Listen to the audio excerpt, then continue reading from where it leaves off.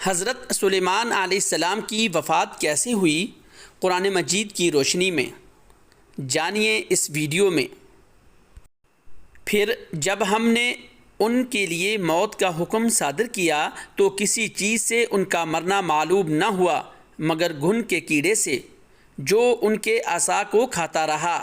پھر جب وہ گر پڑے تب جنوں کو معلوم ہوا اور کہنے لگے کہ اگر وہ غیب جانتے ہوتے تو ذلت کی تکلیف میں نہ رہتے۔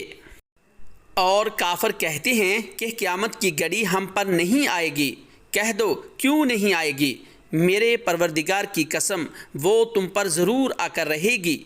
وہ پروردگار غیب کا جاننے والا ہے، ذرہ بھر چیز بھی اس سے پوشیدہ نہیں، نہ آسمانوں میں اور نہ زمین میں، اور کوئی چیز ذرے سے بھی بڑی یا چھوٹی نہیں مگر کتاب روشن میں لکھی ہوئی ہے۔ اور ہوا کو ہم نے سلیمان کے تابع کر دیا تھا، اس کی صبح کی منزل 1 مہینے کی راہ ہوتی اور شام کی منزل بھی مہینے بھر کی ہوتی۔ اور ان کے لیے ہم نے تانبے کا چشمہ بہا دیا تھا۔